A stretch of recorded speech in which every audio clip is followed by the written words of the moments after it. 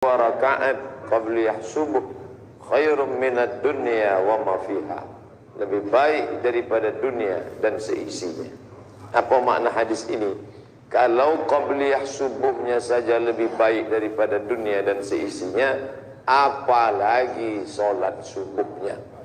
Sampai-sampai kata Nabi sallallahu alaihi wasallam, "Lau ya'lamuna ma fil 'atamati was subhi", seandainya mereka tahu balasan solat isya berjamaah dan subuh berjamaah, la atauhuma habwan, mereka akan datang walaupun merangkak mereka akan datang.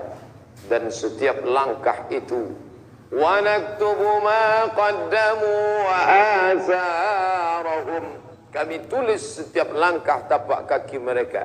Wa kulla syai'in ahsaynah, semuanya kami hitung, kami catat dalam buku catatan yang nyata.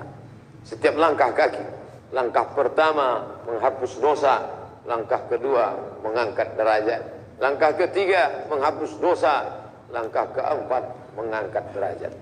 Kalau ada yang berkata, kami tidak melangkah kaki tadi Pak Ustaz, kami naik kendaraan, maka setiap tetes bensinnya pun dibalas Allah SWT. Kami tidak pakai bensin, pakai solar, setiap tetes solarnya pun juga dibalas Allah. Kami tidak naik kendaraan, numpang sama kawan, setiap tumpangannya pun dibalas Allah SWT. Faman ya'mal mithqala zarratin khairan yarah, sebesar biji sawi akan dibalas Allah Subhanahu wa ta'ala. Maka subuh ini melimpah ruah. Dari tadi malam ketika kami pulang, bahkan kata Habib, mungkin sebagian ini tidak pulang ke rumah, tapi langsung menunggu di masjid karena iktikaf dan solat subuh berjamaah. Nampak ramai syiar. Apa maknanya ini? Tentu ini diliput dengan televisi live, siaran langsung. Bahkan ada juga yang melalui internet streaming. Maka orang-orang yang berpikir akan melakukan perbuatan dosa dan maksiat, melihat kita ramai ini, mereka berpikir dua kali. Jangan macam-macam dengan umat Islam. Di tempat lain boleh sedikit, tapi di Palembang luar biasa mereka.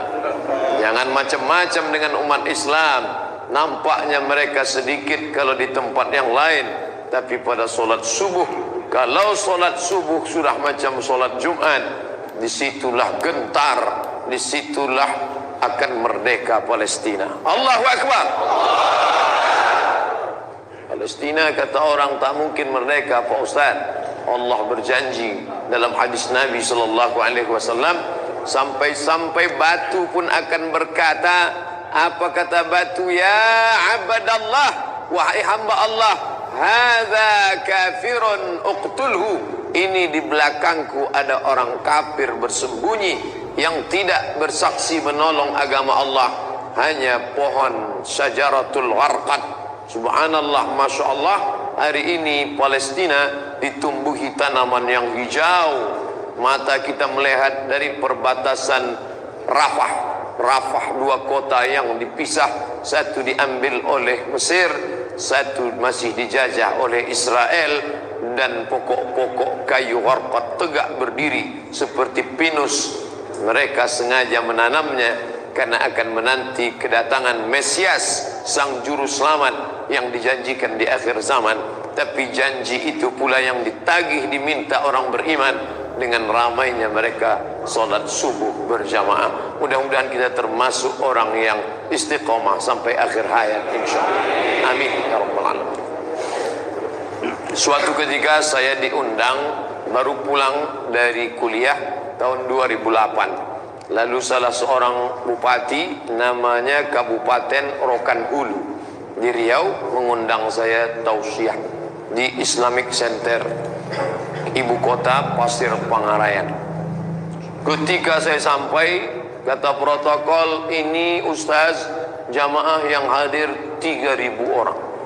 Lalu saya terkejut, karena ini Ustaz baru pulang, jamaahnya kok bisa datang 3.000 orang.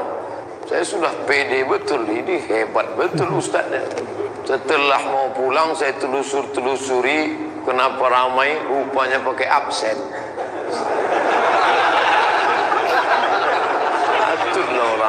damai, kata saya. Nah, lalu kemudian setelah saya lama berceramah, waktu itu kejadiannya 2000, pulang 2008, mulai masuk kabupaten 2009 2010. Lalu kemudian setelah berlangsung lama, sekarang 2017, saya singgah di salah satu kota. Pegawai yang dulu merasa terpaksa itu cerita ke saya, Ustadz Somad, dulu ketika keluar peraturan harus sholat zuhur berjamaah, sholat asar berjamaah, ketika itu Ustadz Somad yang ceramah, kami marah. Kenapa? Kenapa sholat mesti diabsen-absen? Kenapa mesti ada tanda tangan? Waktu itu hukumannya berat. Siapa yang tak zuhur berjamaah, asar berjamaah, dipotong uang kesra, uang makan. Kenapa main potong? Ini kan hubungan sama Allah. Ibadah nggak usah diatur, nggak ada intervensi. Tapi ternyata Ustadz Somad setelah langsung berlama-lama kami dengan aturan ini, akhirnya kami menikmati ibadah. Dan sekarang setelah saya dipindah di kabupaten lain, saya rindu. Kenapa tak ada hukuman? Kenapa tidak ada absen? Kenapa tidak ada? Betul ajaran yang dibawa Nabi Muhammad SAW. Muru auladakum bis salah, suruh anak kamu salat, wahum abna'us sab'a sinin, umur 7. Wadribuhum fil ashrah, pukul 10. Pukul, ada punishment, ada hukuman, memberikan efek jera. Awalnya karena terpaksa, awalnya karena dipaksa, awalnya karena tak enak hati, tapi lama-lama dia mulai menikmati rasa manisnya ibadah. Sama juga ketika orang minum kopi di awal-awal diajak temannya, gimana rasanya? Pahit. Setelah setengah bulan, gimana rasanya? Agak-agak manis. Setelah lama mulai dia mencari-cari mana kopi, kata orang yang minum kopi, yang setelah merasakan manisnya. Saya dulu punya sahabat waktu kuliah di Maroko, penikmat kopi yang luar biasa. Dia ajarkan ke saya bagaimana cara ini, harus pakai air masak Abdul Somad, tidak boleh disimpan di termos. Kalau saya bertamu ke tempat kos-kosan kamu, maka kamu masakkan airnya. Maka saya masak. Sekarang beliau jadi dosen di UIN Ciputat, Jakarta. Saya masak airnya. Setelah dimasak, ini diseduh, disiramkan ke kopinya. Setelah itu, jangan langsung dikacau, biarkan sampai kopinya turun ke bawah. Setelah itu, masukkan gula beberapa sendok. Setelah itu, memutarnya harus ke kiri, macam orang tawaf. Setelah itu, putarannya harus pelan. Wah, lalu saya buatkan, saya berikan ke dia, lalu saya minum. Masya Allah, Abdul Somad, kamu sudah buat seperti aturan yang saya sampaikan, kata dia. Nanti kalau kamu lakukan seperti ini, kamu juga akan merasakan nikmat yang saya rasakan. Alhamdulillah, sudah 10 tahun kami berpisah, belum saya merasakan nikmat itu. Kenapa? Karena saya tidak melakukannya istiqomah. Saya tak bisa berpindah ke lain hati. Yang dia katakan itu tak saya amalkan. Maka sampai sekarang kalau ada orang ngasih kopi ke saya, gimana Ustaz? Pahit, saya bilang.